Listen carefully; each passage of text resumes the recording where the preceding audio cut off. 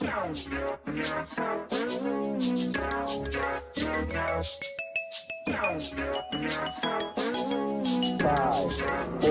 three, two, one, zero.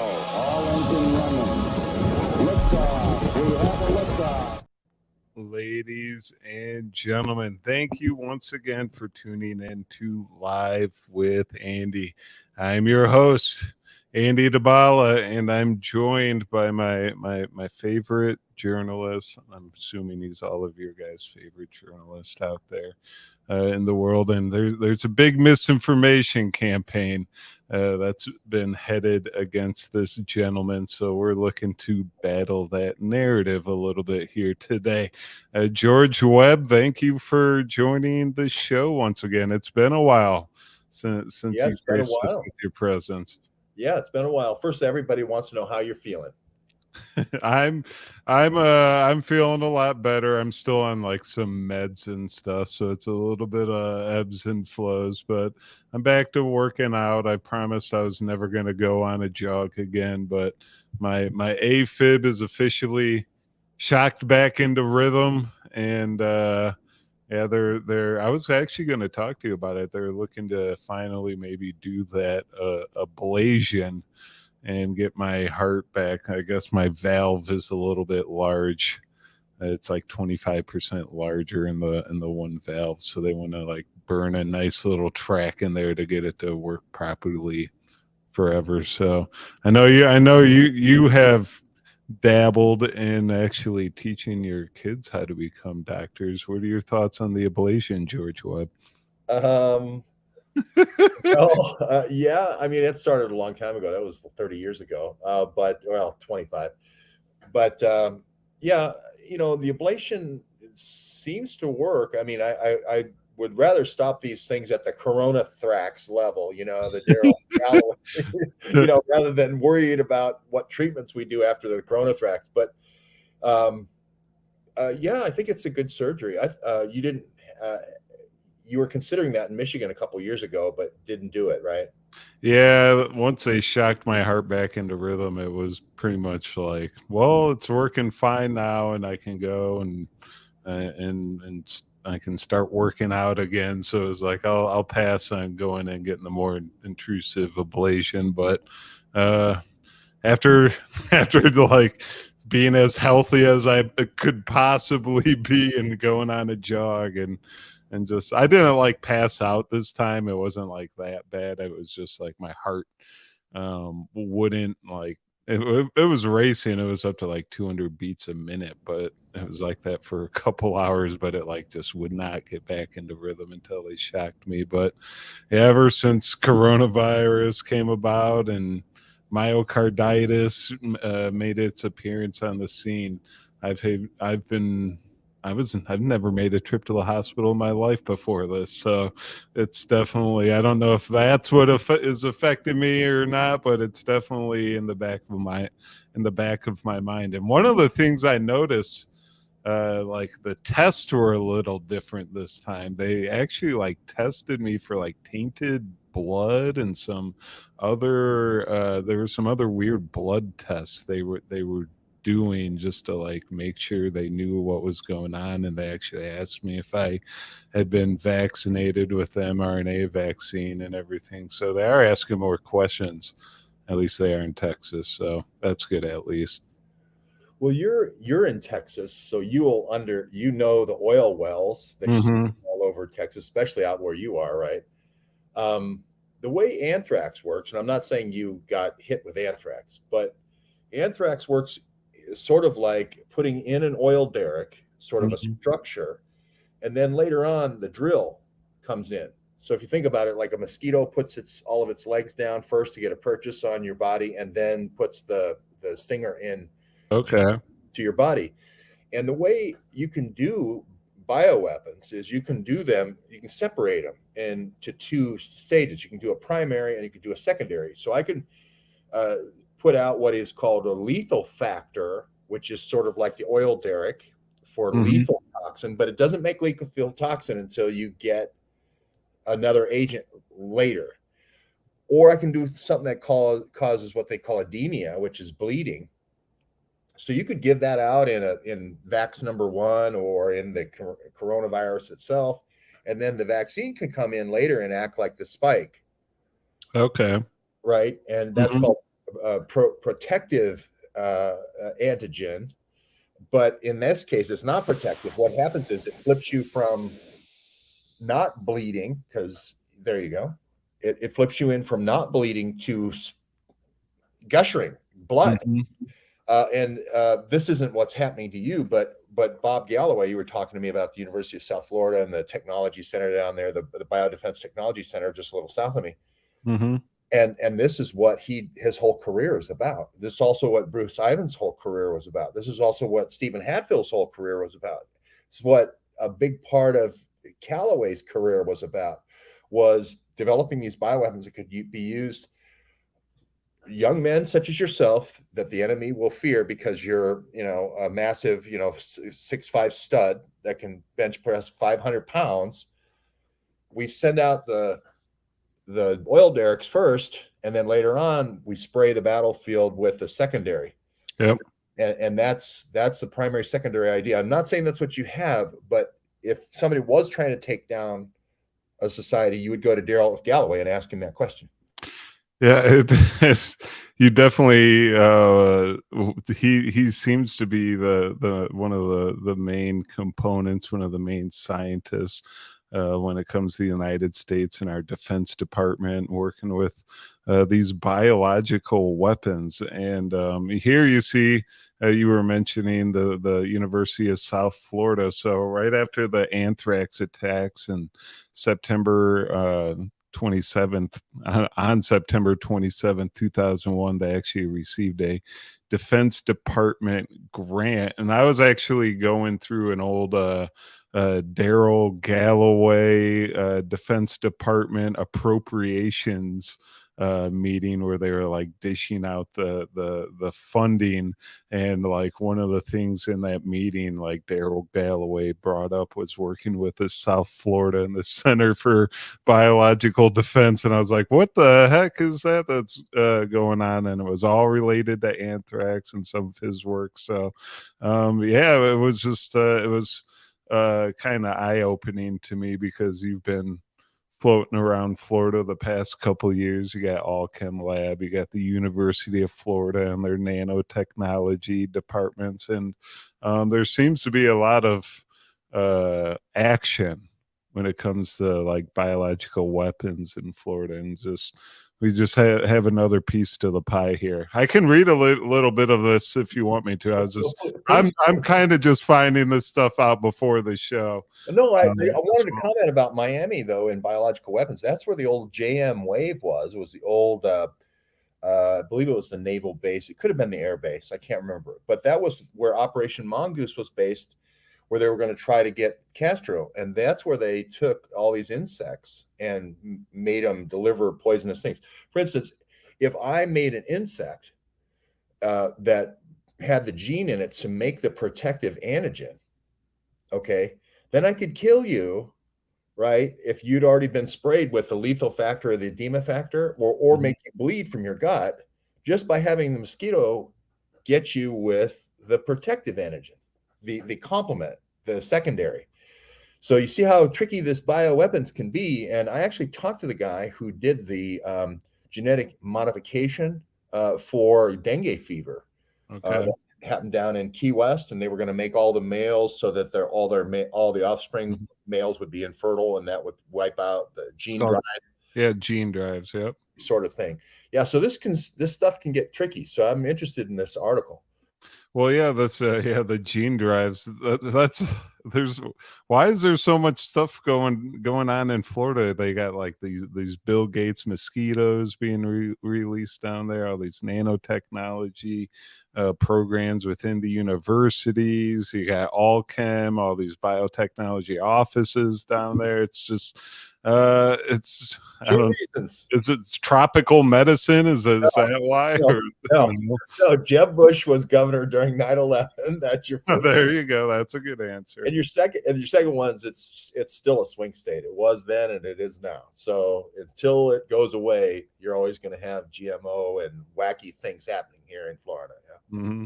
And just to let you know, if you do live in Florida, make sure you use your mosquito repellent because they have the Bill Gates gene drive mosquitoes that they released last year that that they were testing to, I guess, reduce malaria in mosquito populations through like their DNA and breeding. So you got some weird just mosquitoes. So they're floating around down there in Florida, Texas, and California as well. So use your mosquito repellent. But here you got the Center for Biological Defense receives grant. This is September 27, 2001. The U.S. Department of Defense awarded the University of South Florida Center for Biological Defense a $4 million grant to develop a system to recognize and respond to biological terrorist attack. The goal of the center, in conjunction with the state health department, is to develop new tests to identify agents that could be used as biological weapons, said Jacqueline Catani, the director for USF Center for Biological Defense. Catani said part of the research is to identify if a biological agent has been released into the environment. If you start seeing people getting sick with non-specific ailments, and we train health workers to get samples to find out what they are sick with, Catani said. Catani said that it could take as long as 72 hours to identify a biological agent released into the environment, but one goal of the center is to scale down that time to a half an hour. So pretty much Catani said, well, bioterrorism was an issue before September 11th attacks. Many healthcare providers are realizing the potential threat for biological attack. While the multi-million-dollar grant is a continuation of the $1.8 million federal contract the university received last year, Catani said the newest grant is not a result of the September 11th terrorist attacks in New York and Washington. It was more because of like the anthrax attacks that they started this program. But one of the other things that was interesting about it, we've done a lot of work with the University of Texas. This is actually part of the whole like biolab, like Texas University of Texas biolab network. So the first center of its kind to be established in Florida and among the first established nationally. This Department of Defense funded center in collaboration with a network of universities in Florida and the University of Texas at Austin and Texas Tech University, which is right down the street from me, are members of the National Center for Countermeasures to Biological and Chemical Threats. And this is the Center for Biological Defense at University of Florida. So it's a guy named George Bush that was the president during 9/11 that Mhm. lived not far from you in Midland. So that's why these things get put there. But here I am at JM Wave in Miami. If you want to make me big there just for a second. And there was a CIA guy who toured, who used to work there during the days of Kennedy. This goes all the way back to Kennedy, and this is where the program got started. Now you can make me small again because that's way too big. So can you explain what JM Wave is exactly? JM Wave is, I'll leave it up here. JM Wave is a project to kill Castro. Okay. So Bay of Pigs didn't work, so he called in this Cuba committee. John's dad may have been on it, may not have been on it. I think John's dad was in charge of the invasion, a military invasion. Okay. But this was, okay, what if we don't do a military invasion? What's the other things we could do? And one of the things was biological warfare. And they were going to take these mosquitoes and give them typhoid or some other type of malaria, like you said. A lot of people say the first really successful use of bioagents was Cuba from Miami with Teddy Roosevelt and the Rough Riders, because they had finally gotten quinine and that becomes a derivative of chloroquine and hydroxychloroquine, a more stable form of chloroquine. So you have to have a shield. That's the key, though, is you don't want to spray it and everybody on the battlefield gets it. You want to make sure that the Rough Riders are safe and then the Spanish guys get it. And so this idea here was spraying the flights left from this JM Wave Air Base. I can't remember if it was a Navy base or a U.S. Air Base. But it's in the movie. The station's activities reached the peak around the Cuban Missile Crisis, etc. So Kennedy was kind of weighing these things. Do I go with MacDuff and the invasion? But that's not going to look good because we tried to invade before with the Bay of Pigs guys. Or do we want to just topple the regime like subversively, covert action? But Ted Shackley there. Was this related to like drug running and things of that nature as well? Because it wasn't like cocaine right after all this. They wanted to reestablish the drug running, and Meyer Lansky down here wanted to reestablish the casinos, and Castro had slowed it down. So they were trying to get rid of them so that they could reestablish the drug trade. Absolutely. And I remember, didn't we go to didn't Thomas Edison, I believe, have a kind of like one of the first biolabs in Florida? If I remember correctly, I think we went to it. Yeah, you guys did. His laboratory was over in Naples, and he was very interested in this. A lot of people say he was looking for the filament for the light bulb in, I can't remember if it's in Naples or just to the north of Fort Naples. Myers, I believe. Fort Myers. Yeah, Fort Myers. But a lot of people say he was actually a defense contractor working on being paid for by the Department of Defense looking for these antidotes. So we'll see what time will tell. And wasn't he? I wonder if Hemingway ever made a pit stop to hang out with Edison and the CIA agents down there in Florida. I don't know. That's a good question. I know. I've been to his house in Key West. Yeah, so he was taking a lot of trips by boat over to fishing, and maybe he was looking on the lookout for Fidel. Who knows? So just staying on the topic of I guess Darrell Galloway a little bit, can you just explain to the audience, I guess first, before we get into Darrell Galloway, can you get into your Dr. Robert Malone upcoming? You've had some misinformation problems with some companies in the past, aka CNN, where they were highlighting some aspects of your work where a lot of it has come out to be true. And Robert Malone seemed to jump on that bandwagon as well. Can you just give the audience an update on what's going on exactly? Yeah, if you since 2016, way before I ever knew Robert Malone, I was looking at this company called DynCorp. Jeff Epstein was involved. A lot of people who were involved with the Bush administration were testing bioagents and so forth. We were looking at this thing called a virus vaccine game. Here's a lawsuit against Bob Malone. So I was going to this Piketon, Ohio, which I thought was where they were not. The uranium wasn't showing up there. These people were getting sick and dying from plutonium fouling from empty containers. So where's the uranium going? We thought it was going to a crime lord in Ukraine named Mogilevich. It turned out it was Kolomoisky. But I had this person named Task Force in California saying it's the labs there too. The Soviet bioweapons that all came from the fall of the Soviet Union are there too. They're using the Q clearance. She didn't know about the Q clearance stuff, but they're using the top secret base there in Piketon for the bioweapons. And there was a big Ohio State University agriculture thing right next to it. So some of the things she said was true. So anyway, I got arrested by the FBI or through a proxy, but the FBI came in and questioned me and so forth.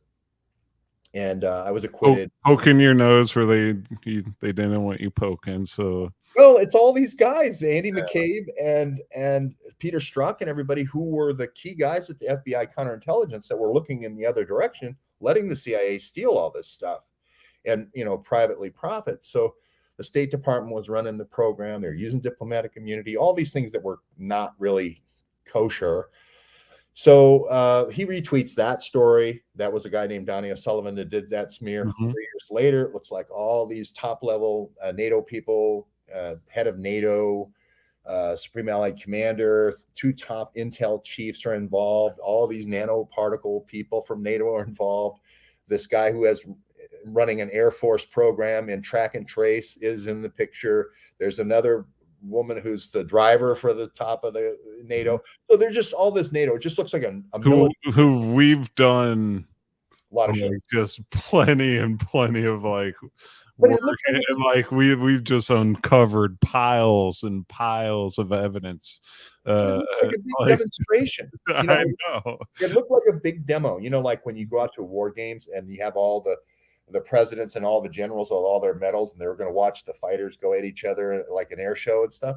It looked like just a huge demonstration of biological track and trace technology for the Chinese. And it looked like the State Department was selling that technology. And these are the kind of things that if you don't call it out early and say, hey, the Chinese look like with NATO, they're bringing this stuff to America and they're going to do what they practiced in Wuhan and they're going to do it here. Remember, the 9th of March or the 11th was when WHO 2020 declared the pandemic. Here we are 8 days later saying, hey, I think this is a military operation, right? I'm still not convinced we weren't exactly correct. Am I allowed to put the CNN story on the screen? I don't know. I wouldn't put her on the screen, and the reason why it's their top. It's like they've highlighted the story more than you. Like their audience is bigger than our audience. They had to crush. Okay, go ahead. They had to crush me because she was an armed diplomatic security services person in charge of keeping the Supreme Allied Commander of NATO safe. Now, we've made a lot of Breedlove. She used to be the driver for General Breedlove. Well, and she could have been for Stavridis and a couple of other people, because I think she was keeping tabs on our Supreme Allied Commander back to the intelligence organization and the Benassi organization. But my point is here, this person knows how to use weapons. They work in teams. They have a huge team of people that they go travel with. They all watch out for each other. This person is a killer. This person's trained in anti-terrorism. Okay, with people with AK-47s coming at you. Here I am, not even close to her. Right, I'm downriver, 40 miles, and all I've got is a camera. Right, so they made this out to leave out all the NATO people, leave out all the NATO intel people, leave out all the folks, the higher ups, leave out Enrico Benassi, who was doing the nanoparticle track and trace particles from the Soviet Union. He was stationed in the Soviet Union. The Italian intelligence office, the head of the Italian intelligence, what's his name? Pietro. And it's like, who, if you go look at the SISM games, what are like one of the countries where all the athletes started to be like, hey, we're coming down with this new crown virus, they were calling it at the time. It was Italy, And see, this is the thing. If you had a binary weapon, a biological binary weapon, where you could spray a whole bunch of athletes with the primary, the oil derrick, if you will, or the mosquito body, if you will, and then come in later with the secondary, and you could show how you only affect the enemy athletes and all your athletes win all the games. It's like Nero and Hitler at the Olympic games in the circus, the Roman circus, all in one.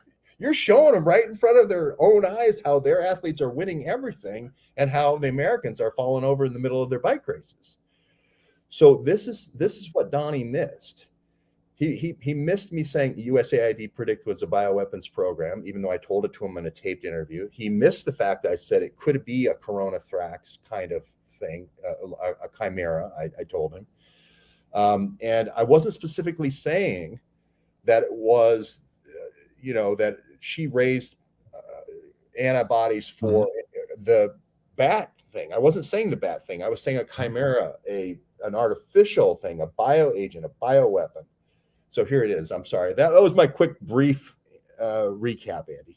Oh no, I was just putting graphics on the screen as you're talking, because this is all stuff that's like been used against you and against a lot of citizen journalists out there. And this is why, like, when you have your average Joe person that's trying to figure out, do I get vaccinated, do I not get vaccinated, what's my next step when it comes to coronavirus. Luckily, we're like moving past this.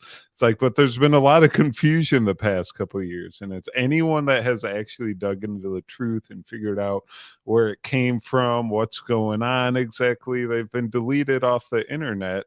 And when you see people like Robert Malone popping on the scene, and he's allowed to just kind of speak his mind, and he gets pushed to the top of the public zeitgeist, the anti-vaccine movement, and he also has all these connections to what's going on in the background. It raises some suspicions, and then he starts retweeting some of these same misinformation tactics that CNN was actually like going against you with. So it's like we have all these people that are like consider themselves truthers. You would think they see like, oh yeah, why is our Dr. Robert Malone, why are we like following along when he's pushing some CNN propaganda against one of the journalists that's actually digging into coronavirus? And it's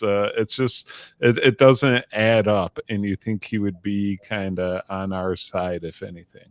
Well, the funny thing is that David Martin gave a very similar, even a more stronger presentation just a couple of days ago with Bob Malone in Brussels, saying how much of a bioweapon this was, saying how military it was. And I'm like, Bob, do you know the story you retweeted out was me saying that in March 2020?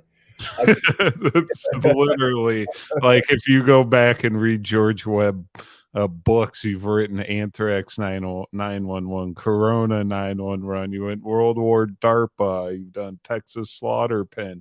Like, there's just like, you have a mountain of journalistic evidence that you've like presented to the public. And yeah, it is nuts that he's retweeting your work and just not realizing it. I know David Martin. He's pretty much doing the same thing that we've been working on. And I feel like he's kind of been watching along the George Webb experience as we. When he gave that presentation, I thought he must have tuned in. It's like, oh, he's for sure been tuning in. I've seen just people retweeting me. They like retweet David Martin to me. I know they link you in them too. So it's if you're out there, David, hello, and you're more than welcome to come on a George Webb show anytime you want.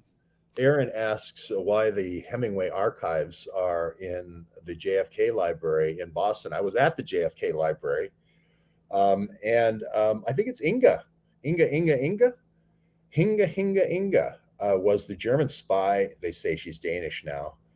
But she was at the Olympics with Hitler, and she was introduced, I believe, by Ernest Hemingway to John F. Kennedy, and when Kennedy when they first met. I think that's why, because these IG Farben guys, they knew that I think that Germany was going to lose the war. But even at the beginning of the war, but they needed a lot of people to test on. And the Jews were like way better than cattle because they were human. And you're coming up with human vaccines, it's way better. And human bioagents, it's way better to test on humans than it is. And so we had the Holocaust really was a drug testing program. Hey, you had the whole Rockefeller medicine was kind of linking up with the what was the Kaiser Wilhelm Institute over in Germany, and they took part in like they funded the German mapping project, which kind of was like the global virome project. It was like the first iteration of being able to track everyone's like DNA and the movements and where they live and stuff. Yeah. I see okay.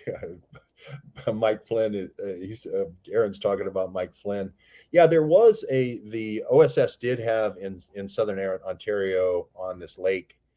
I can't remember what the lake is, but that's where they trained the special operations executive guys from the British Air Force. They were thinking about moving King George over here, and so that was going to be the area where they were going to protect him. But that's where they trained our Jedburghs, or what became our OSS, and that's what he's referring to, because Hemingway was there for a while for training. So it could be that, but I'm pretty sure JFK was sort of over there on a, let's take the rough edges off your dad. And, he was kind of, a little loony, JFK's dad. And a little arrogant. So I think JFK was going to be the new guy that they were going to try to move in there. But anyway, that's off topic. Sorry about that. I don't think George Webb. People, I don't think the audience knows much about George Webb. He's you know a lot about history, and you know a lot about like the just like writing in general. You're an English major, you speak multiple languages, and you have like a little computer for a brain.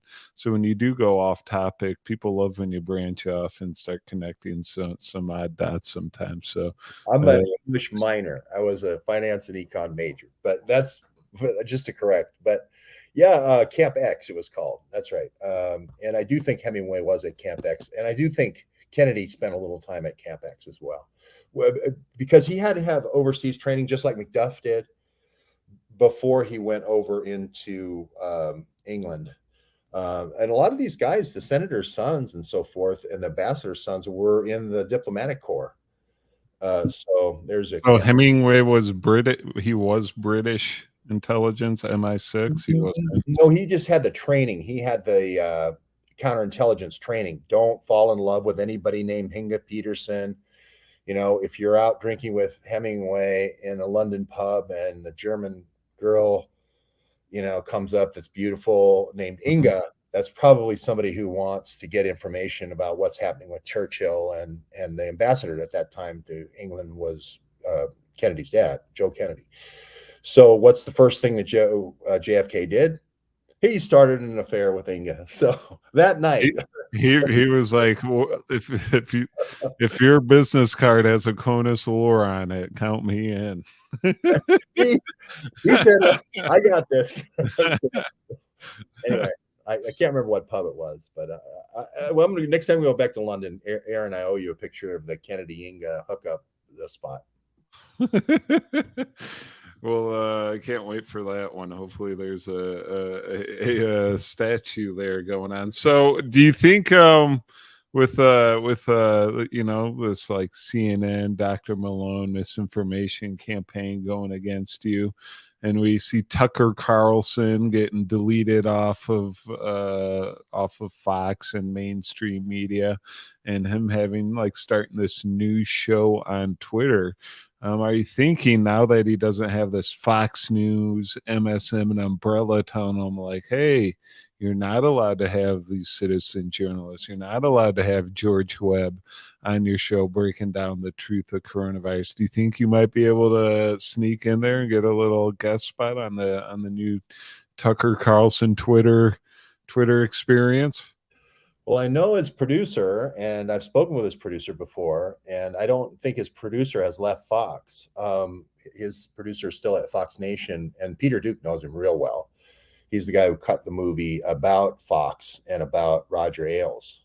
He did the Roger Ailes autobiography. So Michael Barnes. So he works for Michael. So who knows? I think the strategy is to divide the Republican Party. I think they're in three different ways. One with the Tucker Carlson kind of young 25 to 55, you and Aaron and guys like that. And then for the oldsters like me, I don't fit in this category, but plus 60s, they're going to go with the straight old Fox News, Sean Hannity types. And yeah. And then for the people who really got injured with vax, like a death in the family or a death of a child, death of a parent, they're going to use Bobby Kennedy to split it 3 ways. And they tried to do something like this with Trump, with the Green Party, with Jill, what's her face, and then the Johnson guy. It just didn't work. They didn't even get 1%. So you think this is part of the whole like the deep state narrative trying to separate the Republican Party within itself? You got the Trump. I don't think Tucker's in on it. No, but like the whole, like he obviously got canceled and stuff, which creates a minor separation. Oh, a big one. You know, I think his numbers are going to be better first night than Fox. Whoever he goes opposite against Fox, his numbers will be better first night. I guarantee it. Yeah. Yeah. It is. Aaron's saying RFK Jr. is one of the 3 divisions. I meant RFK Jr. If I didn't say RFK Jr., absolutely is one of the divisions. Yeah. Oh, 100%. Isn't he like wasn't he like a lifelong like Democrat pretty much? And then now he's just like running as a Republican, but he's anti-vax. It's better watch out. He might pull votes away from Biden. That's why I think they're going to pull the rug out on RFK right at the end. They'll have some reason he'll have to drop out, and all those. That's like they did with Bernie. That's how they always do it, right? Mm-hmm. They always have somebody to get the money, and then they sweep the funds. Imran comes in with the laptop. They sweep the funds, and then that person drops out. Well, I guess it is going to be decently interesting, but at this point, the whole with Trump still like backing the whole vaccine agenda and Operation Warp Speed, we've done so much work into how like there's just taking wrong advice from everyone. What do you think he's ever going to change his tune when it comes to his role in Operation Warp Speed? He has to know his audience is like 100% against that. Yeah. I think they've got too much stuff on him. You know, the $5 million was just a shot over for the rape case. You know, he tried on a suit 30 years ago, and the gal says, you know, but the $5 million is just a shot over the bow. The real juice threat is the Trump raid, and there was classified documents there. Isn't it interesting how his person, who is his lawyer, who said she was the last person to touch the documents in the desk drawer and knew that they were in the desk drawer, 2 months before a Range Rover is stolen, a white brand new Range Rover. I mean, I noticed those things. You know, those are like 200,000, right? And it goes through the gate at Bedminster, barrels through the parking lot, goes right up to Alina Habba's car. Okay. Busts into the car, goes into the briefcase, goes in and grabs a certain folder out of the briefcase, and then speeds out and busts through the thing. Now, do I think that those documents found their way back in the next time Alina Habba went in? Yes, I do. I think there was somebody else who did cover sheets, but then she went back in as a part of the defense team, and I think that's where they got the real juice. But the other thing is, I've said this since 2017, and you may want to show her picture because she's really pretty, and I'm sure if Dave Underdown's watching, he'll make a comment about how pretty she is. So it's always it's always good. But the other thing is Joe Biden. I went to school with Steve Ricchetti. He was the same year I was at Miami University. He's the chief of staff for Joe Biden, and I know how Steve thinks. He was the one who gave there she is. He was the one who gave the address. She's got bigger hands than Trump. I think she can palm a basketball there, George Webb. I think that's that's one of those man hands graft on things. You might want to look at a different picture. I think she dislocated her thumb playing basketball a couple times. No, they put man hands on her. That's Adam Schiff staying up late at night Adam Schiff just tinkering with Trump's lawyers' hands. Photoshop. Yeah, that's Photoshop. Oh, that's funny. But the other one is Joe Biden as a VP. We broke this story when he was no longer a VP, but he had the classified documents. This is where the Hunter Biden, the Biden BlackBerries come in, right? So we know he still had access.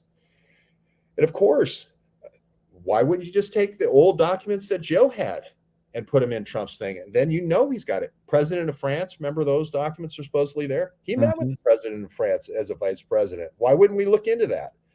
See, the metadata is a giveaway. When they don't actually say the current, when they don't say Macron, I know immediately that it's not related to Trump and Macron right now. I know that they would have said Macron if it was Macron. It's the previous guy, which was, what's his face?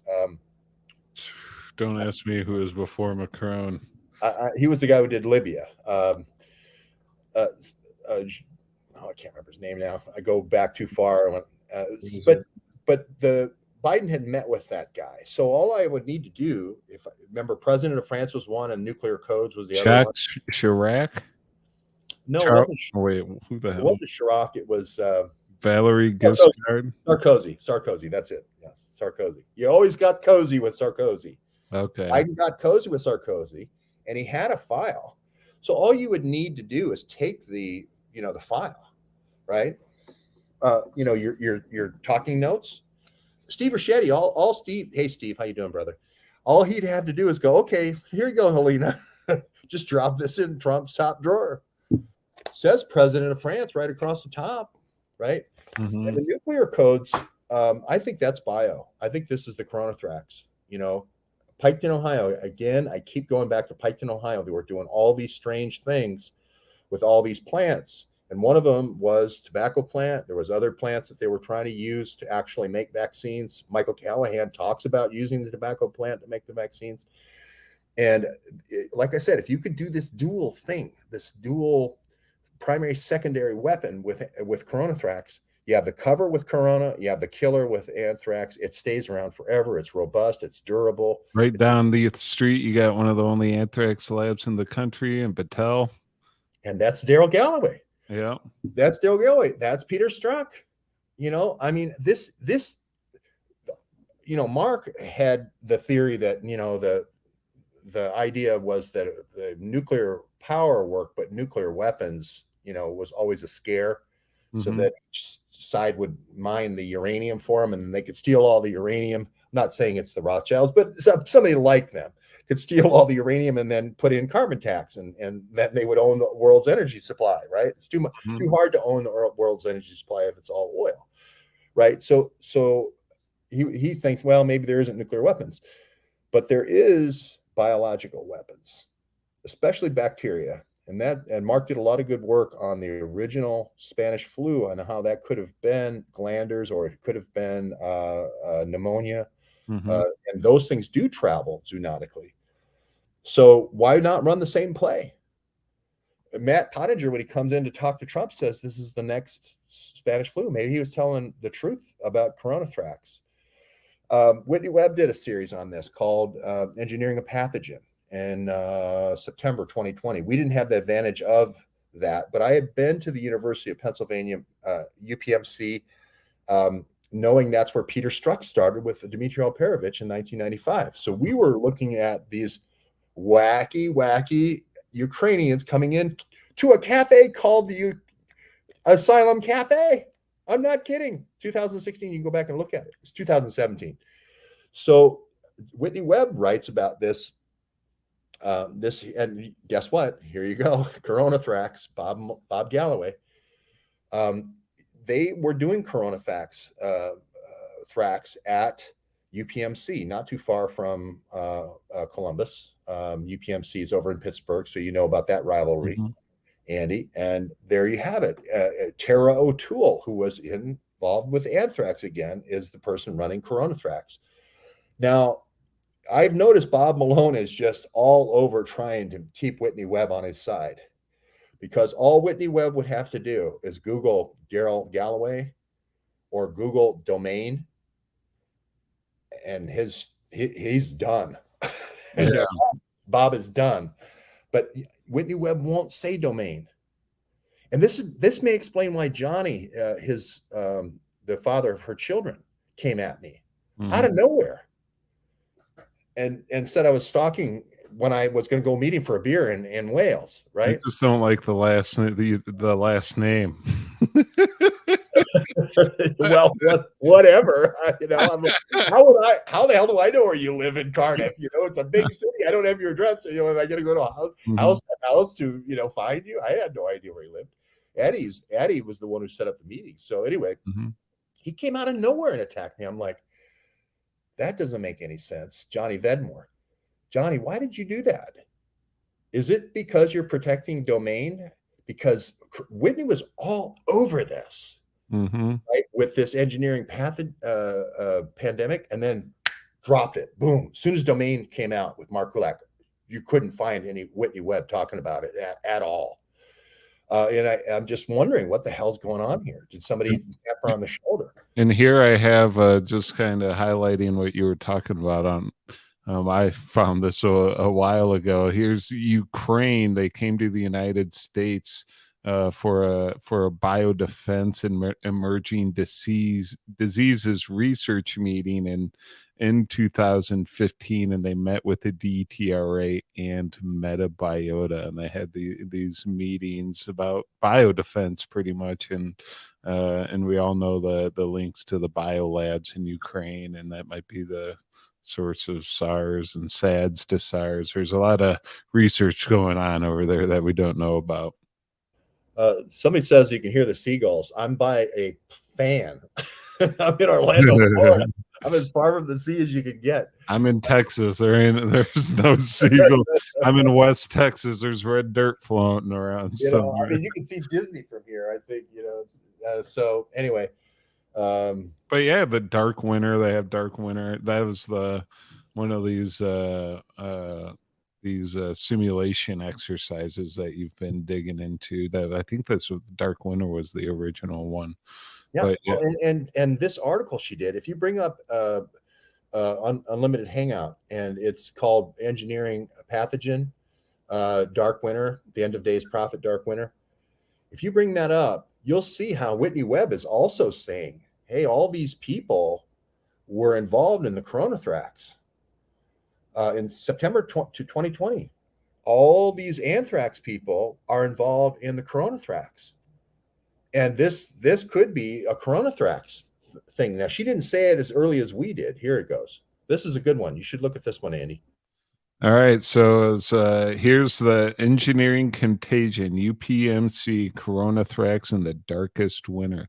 Researchers at a BSL-3 lab tied to the organizers of the 2001 Dark Winter simulation, DARPA, and the post-9/11 biodefense industrial complex are genetically modifying anthrax to express COVID-19 components, according to FOIA documents. And I believe that if you want to break it down for the audience a little bit more, but the idea is simple.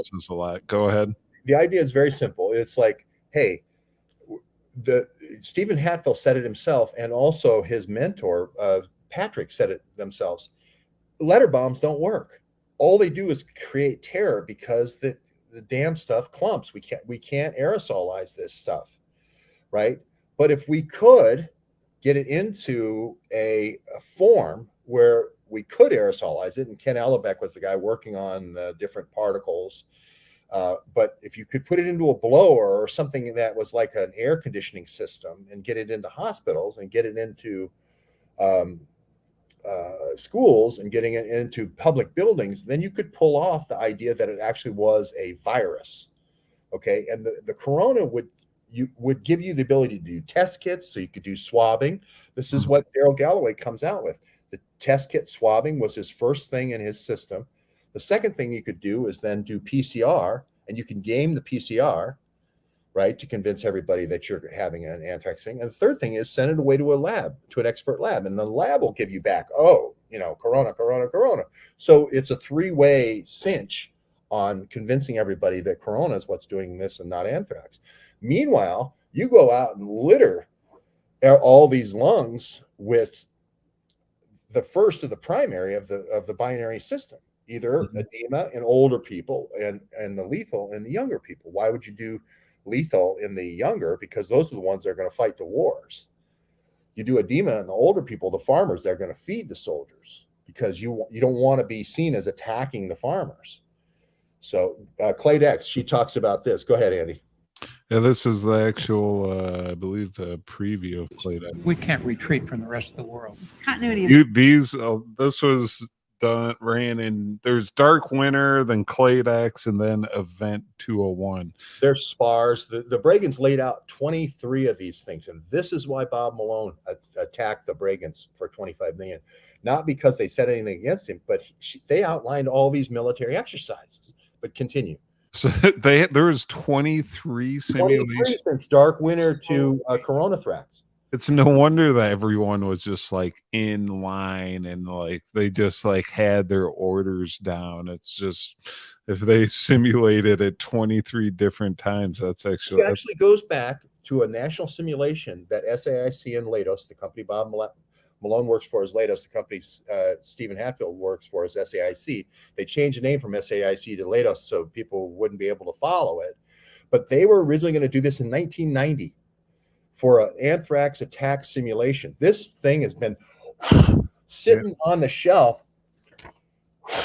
for 30 years. This Coronathrax has been sitting. The only innovation Terra O'Toole did is say, let's put in the virus like the old Spanish flu, and then we can say it's a new virus, and we'll get a new Rockefeller Center, and we'll get all this money, and we'll have the new experts, and we'll be able to put our guys into all the virology departments, and we'll be the winner. So do you kind of think they were waiting for a moment where they saw all these like tides kind of turning, like the Trump tide? They were like, we're starting to lose a little grip on our power here, so we need to do something like this plan that we've been waiting for, like we did the war on terror. We can't do another like world war type event because no one's kind of buying that anymore. You saw Obama with Syria where the internet went nuts and they were like, no, we're not going to war with Syria, and they had to back out. So they're like, all right, next one, bioterror, guys, and it was kind of set into place after that. Absolutely. The reason why it was Event 201 is they weren't sure about the last digit. Are we going to run it in 2017, 2018, 2019? We can't wait too long. Yeah, that does make so much sense. Yeah. Just waiting on the right year. But yeah, here's the Clade X pandemic trailer where supposedly 150 million people were supposed to die. Government here cannot be overestimated. Federal quarantine of this scale is unprecedented. The question everywhere, when will there be a vaccine? We have got to engage the private sector. They know that we don't have a vaccine yet. They want vaccines to be prioritized. Yeah. The woman in the pink just before was Miss Coronavax herself. Yep. So she's like, I wonder, I should start looking in the background. Dr. Seuss wrote a book about this. There has to be, I guarantee, like Dr. Malone's sitting in the background. If there's 23 simulation exercises, he had to be sitting here in the background of one of these two. Are you frozen, George? Yeah, no, I'm just looking at, very happy to see Cynthia McKinney retweeted a tweet about domain. Oh yeah, that's very good. That's very good, Cynthia. Thank you. She's been in communication with me, and I appreciate her support. It is the answer to the test. Cry more, ved more. Yeah, Johnny, get on the right side of this one. Whitney, get on the right side of this one. You had half of it. Mm-hmm. You know, you were right. We got it to military simulation, live exercise, and you took it over and really did the deep dive on the Coronathrax. So we're there. You know, now we just need to punch it in. So Operation Lockstep, people are saying, yeah, this was called Operation Lockstep, written in 2010. Yeah, it is even more weird that Whitney dropped it, because like she kind of came on the scene for her Operation Paperclip, and that's really what we're seeing here with these anthrax and these bioweapons, because once the Soviet Union fell and we brought all the Soviet Union scientists in the United States, that's when you see all this like, oh, we can start doing these anthrax attacks, and we can start doing these like I believe Michael Callahan said that once they brought in the Soviet Union, that it made up for like 60% of their bioweapons, like their entire like DTRA, like their bioweapons department. So, and we all know the Soviet Union was offensive bioweapons, and they brought them into the defense department. So we're kind of seeing an inner battle going on. Joe, the thing that people don't realize is Joe Biden was the conduit for that information to go from the Soviet Union into the Senate and then get rinsed. It was a State Department program to continue the development of the bioweapons after Nixon put the ban in. So this is what we were saying, you know, with Joe Biden. I went up to the Navy Observatory. Remember them pointing out Carter Page going, it's right over there. It's there it is, Navy Observatory. So we've had a long history here. Fitz is saying human invasion. Normally you would have to do that, but this one was different. You had to have a huge potluck. There had to be a gigantic potluck, the largest ever in the world history, 40,000 people, right? From January the 18th to the 24th, 6 days of engorgement, right? Just gluttony, right? And anthrax can survive in food. It's the gastric version of anthrax. So this may be why Bob Malone's prescribing. Now, again, I've always said Bob Malone's on the vaccine side, not on the CIA bioweapon side. I've always said he's not a CIA guy. He's on the vaccine side at DTRA. But this could be why he proposed famotidine, because a gastric anthrax, famotidine would be effective against. And Michael Callahan had already found famotidine effective in Wuhan. Now, the funny thing, this is another tip-off to gastric anthrax. He says that Michael Callahan calls him on January 4th and says, spin up those computers, Bob. Computers, not test tubes. Spin up those computers, right? We don't want to spin up any test tubes, just computers, okay? Because we have a bad computer, garbage in, garbage out, and that's what we want. We don't want ivermectin, right? Now you're Bob Malone, you're answering the phone. There's a huge virus coming, new novel virus? Yes, Bob, there is. Okay, well, goodbye. You were at Massachusetts General on the Wuhan, on the Yangtze, seeing patients. Well, that's it. I don't want to know anymore. Goodbye. No, you go, hey, well, you know, can you tell me what you tried? They say they didn't have that discussion. Any doctor, any new novel, anything, it's called a consult. The first thing you do is say, well, what did you try? Can you send me the files? That's the first question you ask. You don't go, well, let's go to an untried computer program called Domain. That's the most craziest. This is why he won't talk about Domain. This is why he's saying I'm doing 9/11 with my brother, right? This is why he's saying, you know, retweeting Marcus Conte, who says I killed my partner. He is so frazzled to talk about Domain.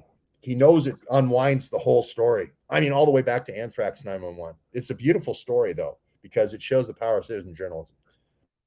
It does, and here's part of the story, I guess. DTRA's therapeutic arm latches onto FDA-approved and affordable drugs for COVID-19 relief. And this was out of the Fort Belvoir, United States, and it digs into the Domain system. I can read a little bit if you want me to. This is from their own like Defense Department website. Yes, let's do that. And I wanted to just say that Bob Malone didn't break up my marriage. He accused me of doing 9/11 with, or he retweeted a guy who said I did 9/11 with my brother, and retweeted a guy who said I murdered task force. So he did not break up my marriage. And people say I'm competing with Trump. CNN is having the Trump get together tonight in New Hampshire, and this is very suspicious because CNN's ratings are the lowest in 3 decades. They're the lowest since Iraq, you know, with the Scud stud. Iraq won, I think. So this is going to bring CNN back, and it's very ill-timed that he would first go out to CNN for his first big show. Maybe we should watch it on right now. Yeah, we could live stream. CNN Trump live. If it's on right now, we can tune in. Let's tune in. Why not? I think it's on CNN. I don't know how you get it, but maybe go to their Twitter feed. Give me one. While you're doing that, Andy, in the background, I'll explain this adaptive thing. Okay. And why it's a shell game. Okay. They have a thing called the standard of care. Okay. So this is the process they went through to pick which the finalist was going to be for this drug trial, this domain drug trial. Okay. So they were, see the SOC as the arm one, and then they would compare it against two new things. Right. And then it would go to the next round, sort of like the final four. Okay. And then they would say, okay, well, that gets rid of arm one. We'll try arm two and arm three. Right. And then we'll, kind of like a round robin tournament. Okay. And then that's how we ended up by fixing it this way, sort of like a 3-card Monte, where you have the ace and you're going to win each one. Because the computer's already rigged to say your card's the winner, right? 3-card Monte, it's a marked card.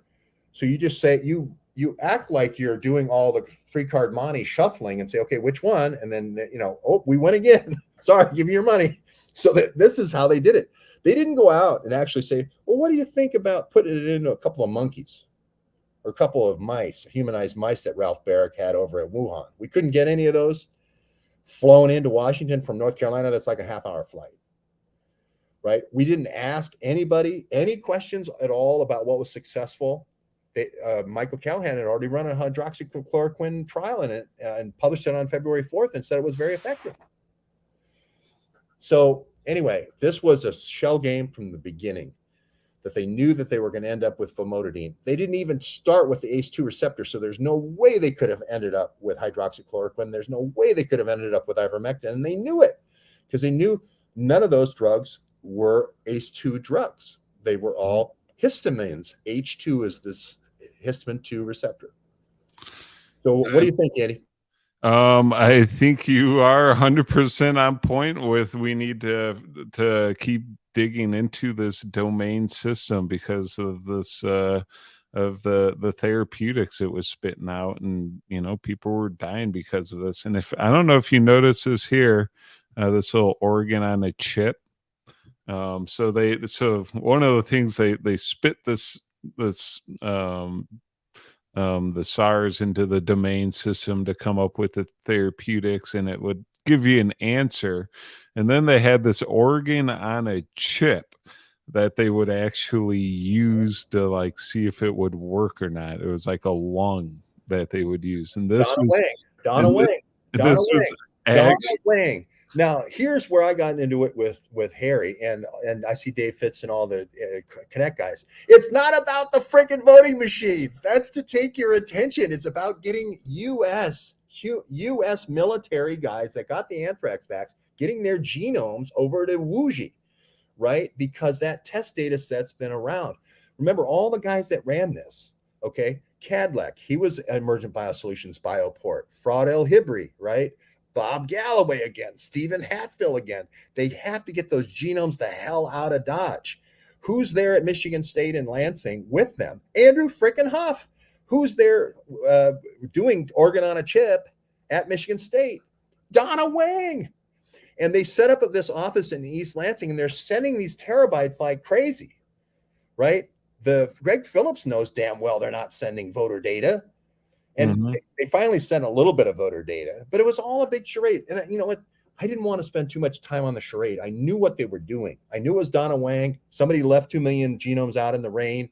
I was going to sing it, but everybody said, don't sing 2 million genomes in the rain. Okay, I won't sing it. But it was somebody left 2 million genomes out in the rain, right? The anthrax vax, the original one, AVIP, that Bruce Ivins came up with, caused all kinds of reactions. And those soldiers that got the 6 shots, the AVIP, all their data was sitting on this, on these servers. And Donna Wang is going to be able to take those blood samples now and apply it to the organ on a chip. And they're going to be able to come out with organ on a chip. It's going to change medicine. We're going to make it all AI. We won't need doctors anymore. That's where we missed the boat. So I'm sitting there in the Connect thing and I'm going, where's Donna Wang? And I'm just watching USGI genomes going by, and here's the Connect guys talking about some shit. And there's the Greg Phillips, which is a big fake operation. And I'm like, it's not 2,000 mules, it's 2,000 genomes, folks. It's Chris, the IP hunter's genome that they want. They want to fight a war against the Chris Hunters of the world. Mm-hmm. They need all Chris part Hunters. of the war fighter, yeah. They need Chris Hunter's genome, and they need somebody to send it out of East Lansing. And Andrew Huff was the guy who was sitting there, and Donna Wang, somebody left 2 million genomes out in the rain. And just kind of give you even more insight into this organ on a chip. The same we were just digging into to domain and how they're using this organ on a chip after the computer spit out the therapeutic algorithm.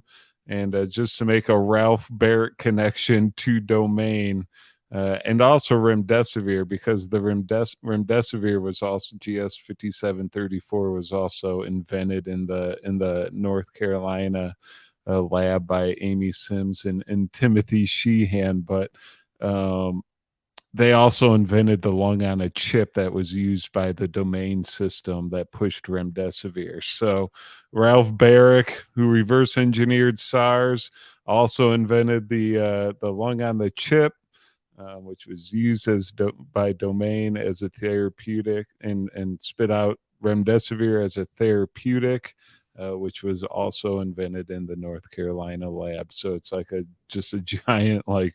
But remember what you need for anthrax. Remember what you need for anthrax.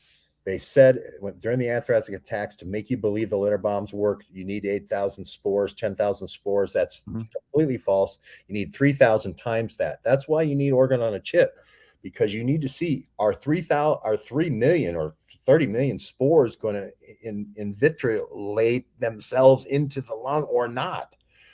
The binding affinity, the domain, the regional binding domain affinity is the thing that determines that ratio and how many of those alveoli are going to get glommed onto, right? And then you can start testing bioweapons without killing people once you have lung on a chip. So anyway, they say it's on the CNN website, Andy. We should. I have it pulled up. Let's do it. Let's do this thing. Let's do this thing. Here we go. A little Trump watch party here. I said, walk peacefully and patriotically, many different things. In fact, I brought a list of things. I don't want to bore the audience, but we can go sentence after sentence after sentence of things I said and things I put out. One of the big problems was that Nancy Pelosi, Crazy Nancy, as I affectionately call her, Crazy Nancy Pelosi and the mayor of Washington were in charge, as you know, of security. And they did not do their job. They're not in charge of the National Guard. You're in charge of the National Guard. They are in charge. Well, I offered them National Guard. I said, we'll give you soldiers, we'll give you National Guard, we'll give you whatever you want. And they turned me down. And in fact, she turned me down. She turned me down in writing. They turned me down. But your acting defense secretary, Chris Miller, at the time, he says you never gave a formal order to deploy the National Guard. But when it came to that day, just the opposite. Chris Miller wrote a book, and he's a fantastic guy, and he was ready to go. They turned him down. If you look, the mayor of Washington, D.C., lovely lady, she said, we don't want it. We don't like the look. Nancy Pelosi said, oh, we don't like the look. If they would have had I offered them 10,000 soldiers. I said, it could be 10, it could be more, but I offered them specifically 10,000 soldiers. If they would have taken 500 soldiers, you wouldn't have had the problem. They turned it down. And if you look at the Inspector General report, he says they turned it down. They made a terrible mistake. I'm just going to pause the volume for a second, George. You were actually at January 6th, and we did some January 6th reporting, and there's been recently some news that have come out about the Proud Boys being, FBI federal informants. What are your thoughts on the whole situation? Was it just the? Well, not only did I say Joe Biggs was an informant, and Denny Terrio, the day after the election, I said Denny Terrio. Peter Duke picked me up and just had done a photo shoot with Denny Terrio, and I said a Cuban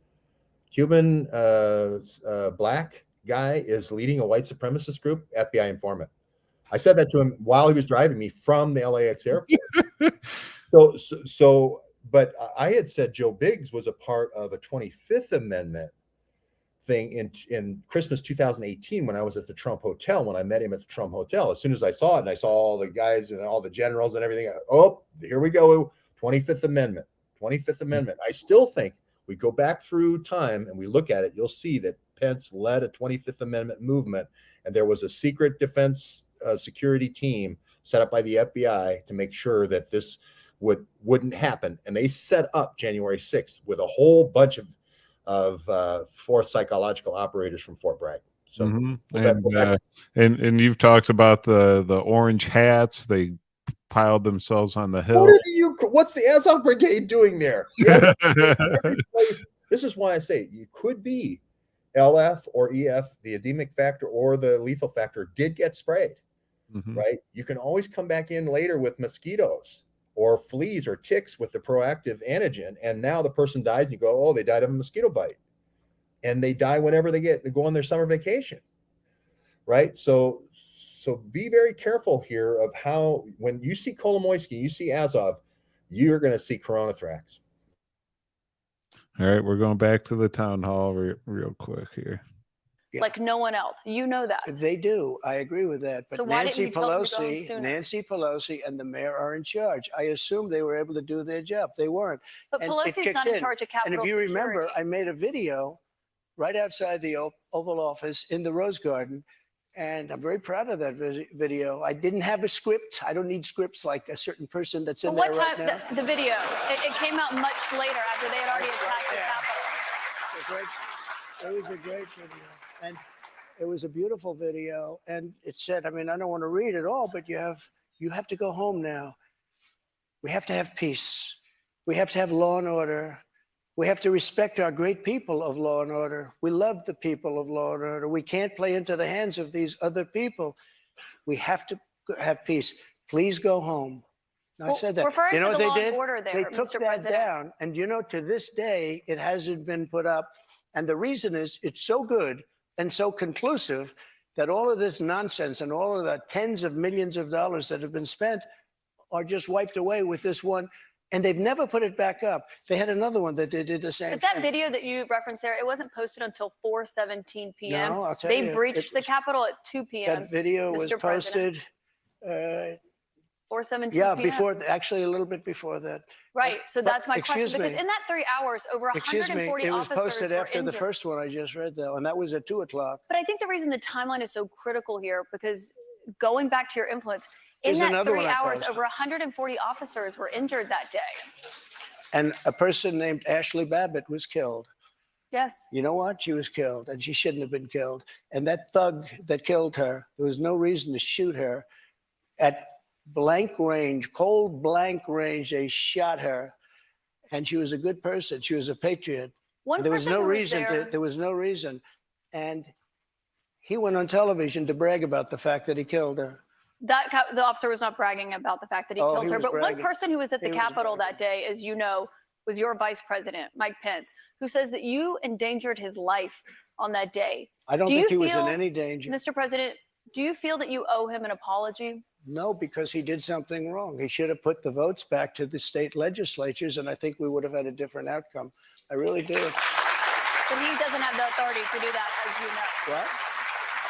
The vice president does not have the authority to reject those. Are you ready? Let's have this one out results. just now, because it's interesting.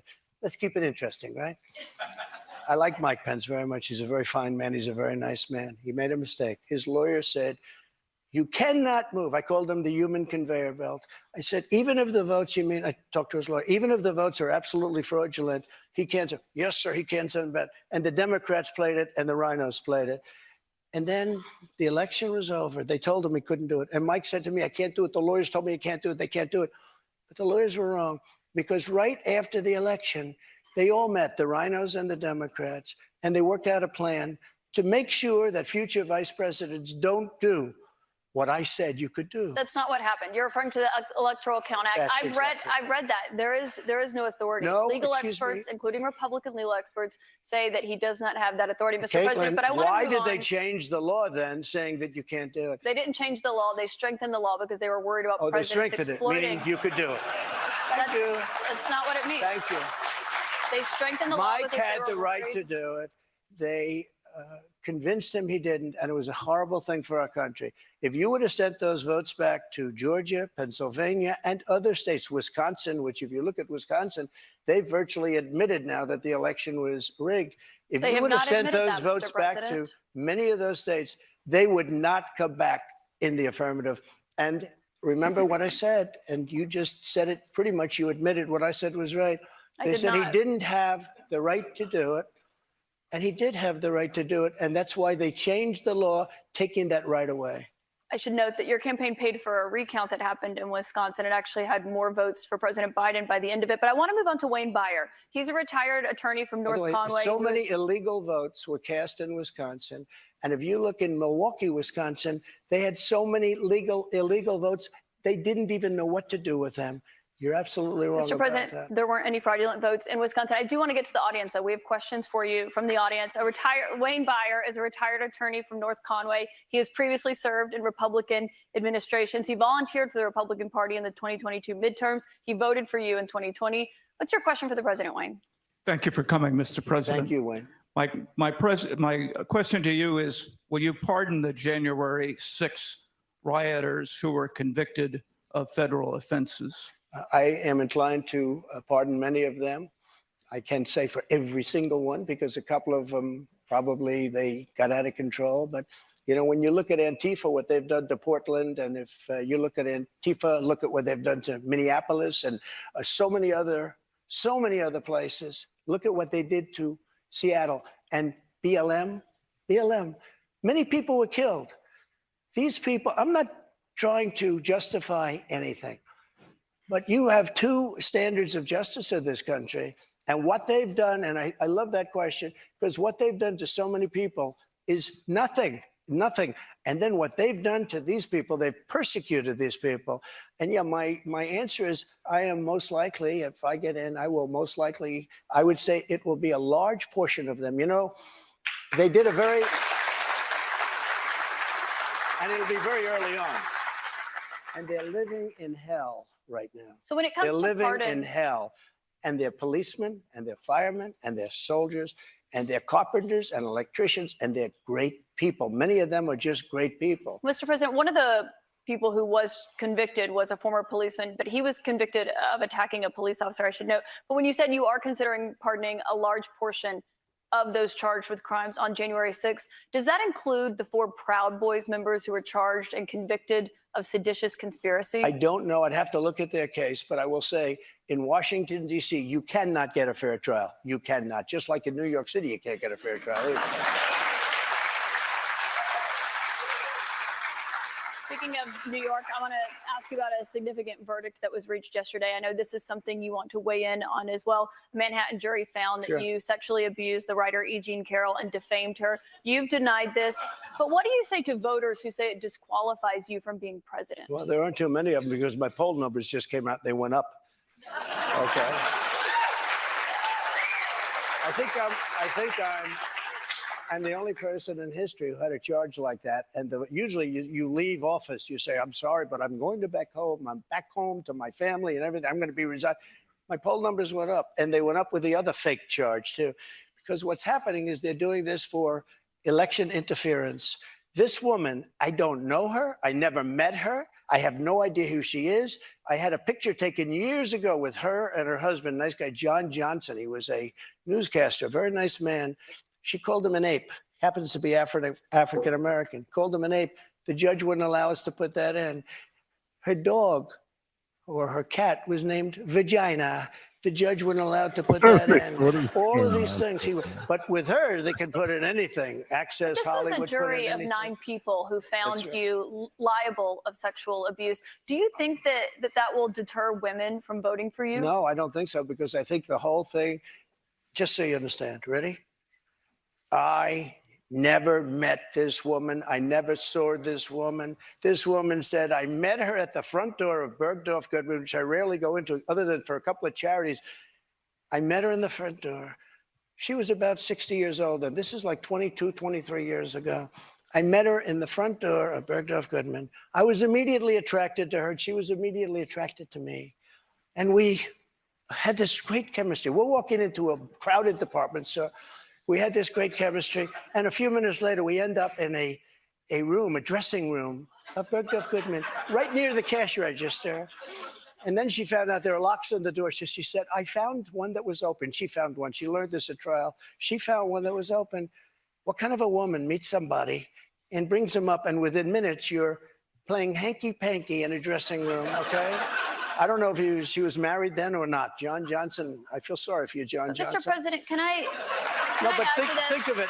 Think of it. I know you're recounting what she said, but Mr. President. But let me just, if I could, because you asked the question. This was a just so you understand, though. if I was walking in at the park, because I was very famous then, and I owned the Plaza Hotel right next door, and I owned buildings around it, I'm not going into a dressing room of a crowded department store. Then I say, if she was being raped, and by the way, they said she wasn't raped. Okay, that was her charge. It wasn't. They found that you sexually abused her. What? Say what? They did. They said he didn't rape her, and They did I not didn't say do that you anything else either. You know what? Because I have no idea who the hell she is. But Mr. President, I don't know who this woman can I is. ask you, given your recounting I your don't know version? who, and I tell you this. But Mr. Are President, you ready? can I ask on my because children, which I'd never do. I have no idea who this woman. This is a fake story, made up story. We had a horrible Clinton-appointed judge. He was horrible. He allowed her to put everything in. He allowed us to put nothing in. Mr. President, this is a you're fake recounting your version story. of events here right now to the audience. You referenced the trial. You did not go to the trial and actually That's right. testify. Do you wish that you had No, testified? it wouldn't have made a difference. My lawyer said, sir, you don't have to do it. I actually said, I think I should. It would be respectful. They said, sir, don't do it.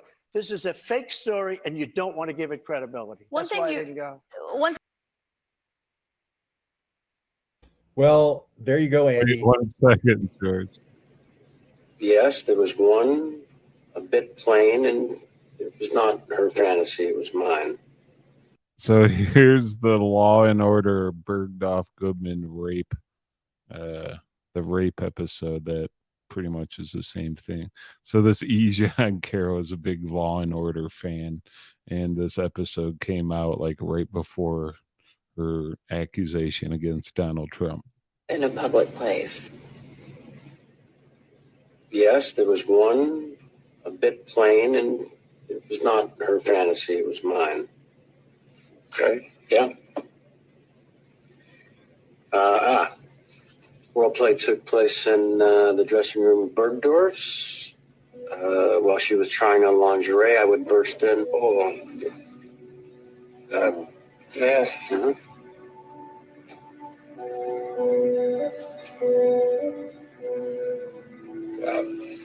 When did you and she have your date? 6 weeks ago, maybe. She wrote back. So that's just a little highlight of the Law and Order episode where the Bergdorf Goodman rape case. We don't have to keep watching the town hall here, George. I think we have it on in the background, and if it gets around to vaccines, which I bet they don't ask about. Because I know, CNN can ask about the vaccines because they're guilty as well.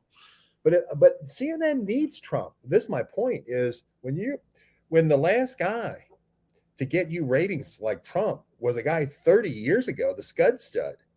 Mm-hmm. Play the Scud Stud. This is the last time CNN had great ratings. Was the first Iraq War. The second Iraq War was a couple of good days of ratings, but Scud Stud, man, he lifted the charts up. That's 30 years ago. That means everybody you've hired in between them and Trump sucks. Horrible.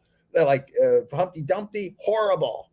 Right? Donnie O'Sullivan, horrible. Jeff Zucker, horrible. Jeff Zucker's the one who did all this attack journalism. He's the one who brought in all this stuff like, let's go after David Duke. Let's have Katie Curry, confront him and then have all these attack interviews like this. He's the one who took the network away from the Ted Turner model. Ted Turner was, hey, let's scare people with nuclear threat initiative. Let's scare them with biowar. Let's scare them with, missile war. Here he is, Arthur Kent, the Scud Stud. Here we go. Here's a Scud Stud in 1991. War. But as far as we can tell, aircraft and crew. Go ahead. It goes off right while he's talking to Brokaw. Sees Arthur Kent has more on this tonight from Saudi Arabia. Arthur? Tom, U.S. and allied war planners are throttling up on the air war But as far as we can tell, aircraft and crews are not showing signs of strain. In this, the most intensive air campaign in history, equipment and people are showing toughness and stamina. We need to remember that our young maintenance kids around here, they're the real heroes in this. Pilots go fly the good jets and everything, but they're the ones that keep them going. And keeping the attack jets going on long-distance missions, converted C-130 tankers, flying gas stations. If somebody needs gas, the gas is in the air, and I think that's the critical issue. Today, these Marine tankers were on duty just south of Kuwaiti airspace. Airstrikes are intensifying with improving weather, and more than 100 U.S. and Allied warplanes were operating within a 50-mile radius of this tanker. I'll just say, We're no longer in a training environment. Go ahead. This is 30-year-old news. It's more interesting than anything that's been on CNN in the last 30 years if you throw Trump out. 30 years later, this is more interesting to me than anything on CNN in the last 30 years. It actually, mainstream media and CNN, it wouldn't be that bad if they focused on Biden, like Joe Biden, Hunter Biden, just like they did with Trump. Like if it was an even playing field, but they can't attack Biden, so it's literally, you are right, they got like nothing to talk about without Trump on the screen, and it is kind of odd. He's sitting here just watching them they're talking about like how to make life more affordable in America right now, and it's like, why are you guys pushing Trump right now? It's like the ratings that bad that you're like, okay, 4 more years of Trump, like, well, we were making millions of dollars, and I insured those like luxury vacations we were taking that we no longer get. The new guy running it from the Discovery Channel, another Malone, wants to get the network back to center, and I think that this is maybe an olive branch in that direction, but it's smart business because their ratings tonight will triple anything that they've done. That's why they got rid of Lemon, and with a name like Lemon, you had an indication right off the bat. Here's your sign, as Jeff Foxworthy used to say. But this Carol thing, it was total diversion away from Corona Thrax. The attention, this whole thing they did in Brussels was a tap dance away from Corona Thrax. They want to get away from this. They want to get away from people digging into actually seeing what the operation was. Because if we undo the operation, it's over. If you undo bio, it's like putting like hacking into all the C-130s simultaneously and grounding them all without any missiles fired, right? With one switch, because knowledge has worked that way. Knowledge is universal and travels at the speed of light. That's why we got to focus on the source of the coronavirus and this. We're hot on it right now with this coronavirus. Whitney, come to the party, girl. Johnny, I don't want to say get your head out of your ass, but get your head out of your ass, dude. You're missing the biggest story ever. You are an idiot. Get your head out of your ass. Or spend more time with Whitney. Spend more time with Whitney. Ask her about her stories. Just practice just typing the words she wrote over and over, and maybe some of that will get in your brain. Because, dude, you're losing it. This is the biggest story ever. This is the biggest story ever in your lifetime, for sure. In my lifetime, probably. Mm-hmm. But don't blow it. What have you done since the last story that Whitney wrote for you with Schwab Family Values? What have you done since then? Nothing other than accuse me of stalking to come over and meet with you for a beer. You've done nothing. Get with the program. Get with the program. We definitely need more citizen journalists on the case, on the scene. I know a lot of you guys have been canceled pretty much. Your YouTube shows have been canceled. Your life and your income have been canceled, and along with that, so that's why a lot of people don't like talking about it. But if we all just shut up, they're going to keep doing these things over and over again. Like you said, we had 23 simulation exercises, and if our most pronounced journalists out there that are fighting for us are pretty much CIA agents, government agents themselves, then nothing good is going to come out of this. In the Andy, I see a comment saying, Christian values. David was a Jew, and Goliath, right? But that's a part of our Old Testament. There's an old story. Here comes the big, huge, army, right? Of the Goliath's army. I can't remember the people on the other one, but it's Valley of Allah, right? In the Philistines, right? And they get real smart. They go, well, how about this? We'll fight your toughest guy versus our toughest guy. Well, they go, well, who's your toughest guy? And they bring out this little shepherd boy. They go, oh, this is easy. I'll take you up on that. We'll never invade again if you win this one. And they send out send an Andy. They send an Andy. David didn't go do hand puppets. Mm-hmm. David didn't do hand puppets when it's the most critical time in human history. Okay. And somebody could argue at that time it was. That's not the time to do hand puppets. If you want me to do hand puppets right now for Johnny Bedford for screwing up the most important journalistic opportunity ever in his lifetime, if you want me to do hand puppets, I'm not going to do hand puppets. I'm going to show him how to throw the slingshot and say, dude, if you're going to be that guy out there for us at the Valley of Allah, and it's us between you and him, and that's who we got to stop, you got to get in program. You got to start working out and flinging some stones. Otherwise, you're going to be a screw up. Okay. And right now you're doing a damn good imitation of being a jerk, a screw up, and you're missing a big opportunity. Whitney,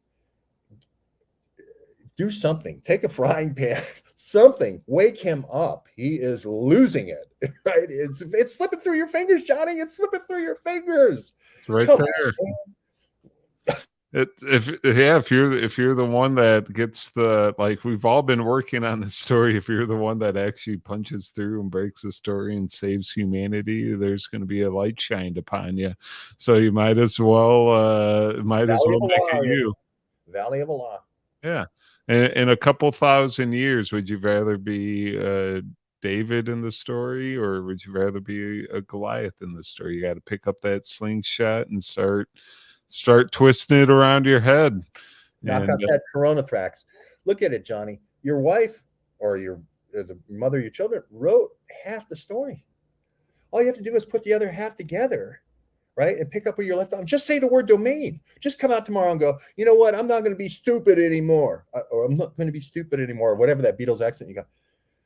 Just say I'm not going to be stupid anymore. I'm going to say domain. There, are you happy, George Webb?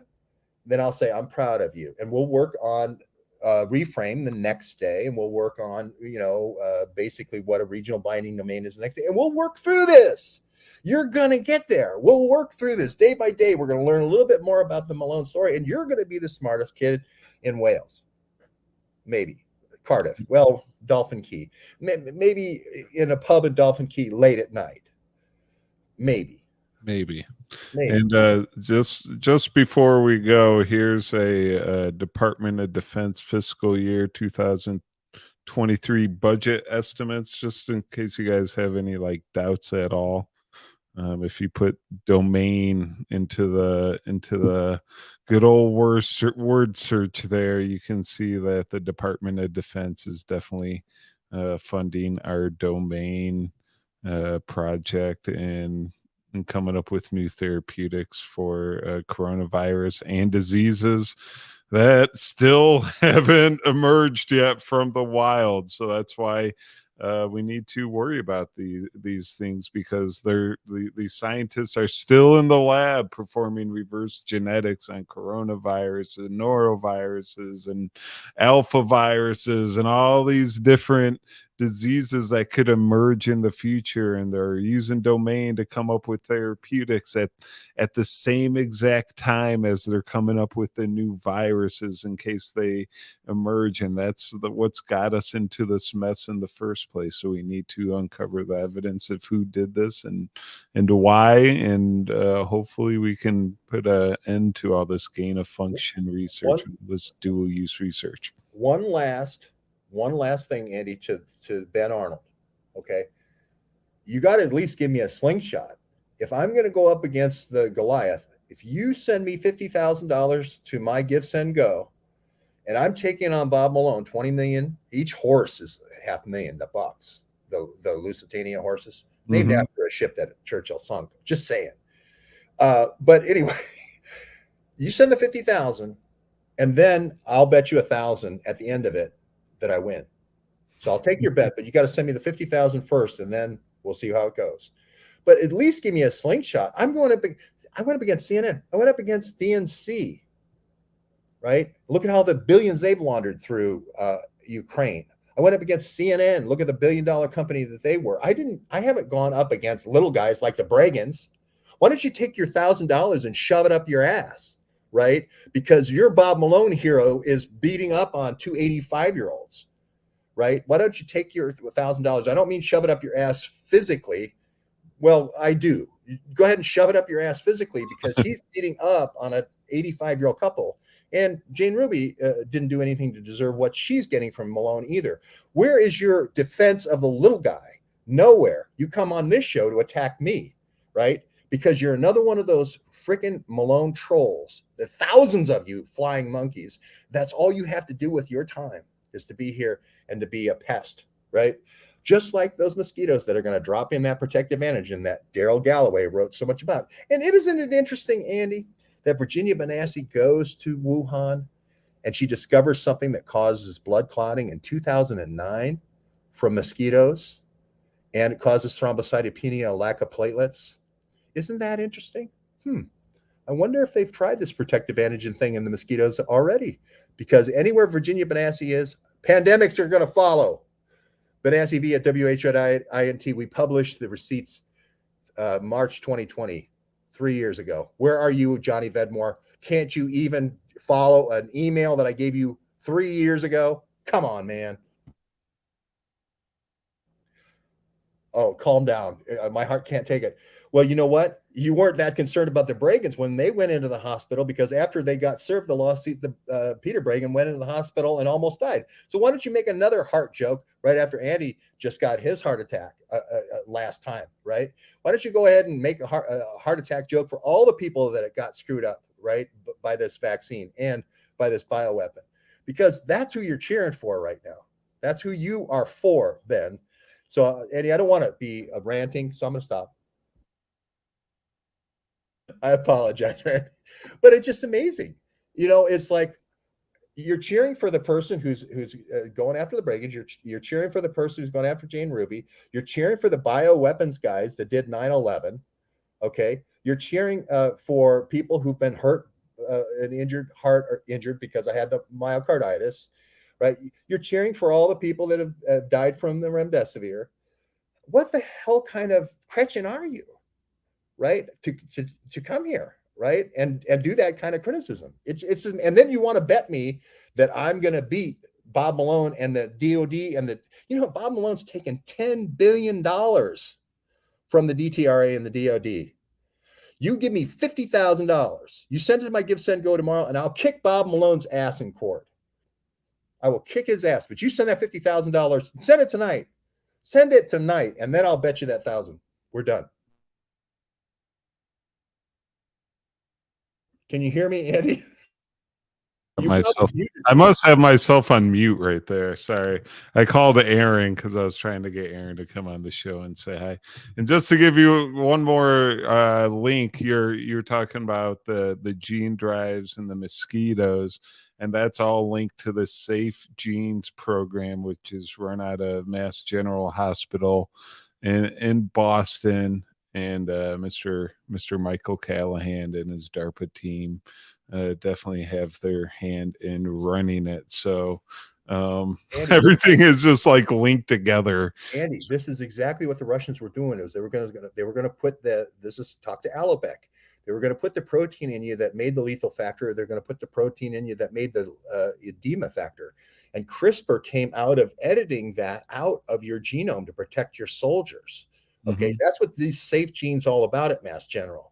Yeah, the safe genes reverses like if some terrorist comes up with some gene drive technology that changes our DNA, safe genes can unedit that process, and that CRISPRs out the bad genes and puts the normal genes back in there, and that you're right, that gets into your like sword and shield strategy. Yep. And Michael Callahan, again, these are the telltales. All you have to do is look at the POs. Bob Malone working for Leidos. Leidos is the guy who goes all the way back to the guy who said he was the man-eating shark, right? The guy who came up the U-2 plane and came up with a coronavirus satellite and was on the team that Kennedy fired from the assassination team of Bay of Pigs, right? I mean, that's who we're dealing with here. These are people who use crime to, and again, Whitney Webb wrote about this and did a great job writing about this in her book, her most recent dual book, which I think everybody should get, because government intelligence agencies got together in crime with the gangs, with the mafia, right? The Hellowell plan. She wrote a lot about the Hellowell plan, Project Underworld. I wrote about those and did videos about those way before she ever did. But she did a great job when she put them in the book and footnoted them nicely. So that's who you could be, Johnny. That's who you could be. And just to let you guys know, you can support George Webb. Sorry, I'm pulling up your links right now.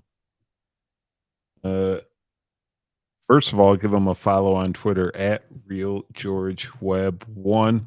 And also you can support him at buymeacoffee.com/GeorgeWebb1. These are all linked through his Twitter page at the top of his profile. Go to paypal.me/GeorgeSwagler or Venmo at GeoWebbGoWebb. And make sure you go and subscribe to his Substack, georgewebb.substack.com. We've been talking about citizen journalists picking up David's slingshot, and George Webb is definitely one of those journalists that has done so, and we need more Davids out there. That's why we're calling some of you guys out. And thank you, Andy. I really appreciate it. And make sure that Ben Arnold can get that Give, Send, Go address so that they can send the 50,000 tonight. And is that a Benedict Arnold reference? Is that his name? Maybe. That has to be. Battelle Labs is named after the guy who died, right? Who was in the partnership with George Bush's great grandfather, right? Sam Bush, right? He was doing the small arms. But he died, got in the way of the Bushes, right? He died, so they named the institute after him. But he was a mining engineer and so forth. When you find too many gold mines with the Bushes, not a good idea, right? But I met a gal who had dated Peter Storch of the Monkees. Now you think the Monkees was just a band that mimed songs like the Beatles and stuff? No, the Monkees took your mind off the Monkey Labs. The Monkees took your mind off the Monkey Labs. You should play a Monkees song, Andy. I'm a Believer, right? Peter Storch's mother worked at the Battelle Institute, and they let her be the person to say that she invented whiteout. But she worked at the Battelle Institute, and she worked whiting out. Go back to the monkey memos. Go back to the monkey memos and see where Peter Storch's mother put the whiteout. When you FOIA the documents, go back to the old monkey documents, the old Ochsner lab. Again, Bob Malone's best friend over there, Chad Roy, at the monkey lab. And that's where we get HIV. That's where we get all the soft tissue cancers, right, from the polio vaccine. And look at her whiting out and what she whited out. Cloutier also, Aaron also mentioned Cloutier, General Cloutier, and then his sister ran the offensive biological weapons campaign up at Michigan State as well. Okay. So I throw that in there. Storch, S-T-O-R-C-H, Storch like torch. Storch like Storch. Aaron, pick up the phone next time I call you. I'm not putting your. I'll sing a little bit of it for you. Because but here at the I have on the screen right now. When the Wuhan Institute of Virology, we've done some work on this before. When UTMB was training them, one of the places they sent the Wuhan scientists to be trained at was Battelle in Columbus, Ohio. So here's your Battelle Wuhan Institute of Virology link as well. You're muted, George. I've got to come back. I want to make sure I get that on. Got it. Yeah, Andy, just for your benefit. I'm not your stepping stone. Okay, that's the song. So when you hear it later on, you're gonna go white out. Oh, I'm playing it, George. And then there's another song that's written by Peter Dale. I'm not your stepping stone. I'm not your stepping stone. You're trying to make your mark in society. You're using all the tricks that you used on me. You're reading all them high-fashion magazines. The clothes you're wearing, girl, are causing public scenes. I said, I'm not your stepping stone. I'm not your stepping stone. Oh! Not your stepping stone. Not your stepping stone.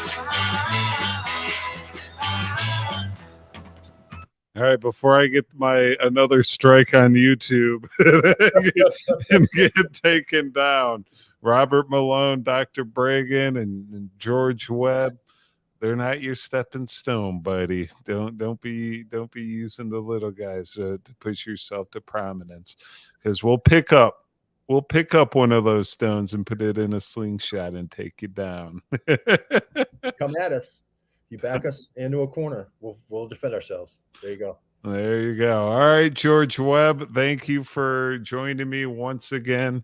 And I look forward to having you on next Friday at what time? 7 p.m. Eastern, maybe 7:30. You're able to come on whenever you want. In the meantime, you can catch George on the Duke Report every what is it? Tuesday, Thursday, Saturday at Tuesday, Thursday, Sunday at 5 p.m. Eastern on the Duke Report at Real George Webb on Twitter. Make sure you go buy him a coffee. Make sure you drop some dollars in his PayPal. We got some misinformation lawsuits that we need to be handled properly, and we're going to need some funds to do so. Don't give your money to Donald Trump for his fake law and order. He doesn't need it. That's just he just wants more campaign money. But if Bob Malone comes out with an absolute full accounting of every minute by minute of his interaction with Domain, I'll drop the lawsuit. If he comes out with a minute-to-minute log of his communications with Darrell Galloway, Callahan, all the way back with Darrell Rickey at the FBI, all with Cadillac, he comes out with his communications logs of when he first got the call all the way through when he left the program. We want your wife's too. Yeah, and the wife.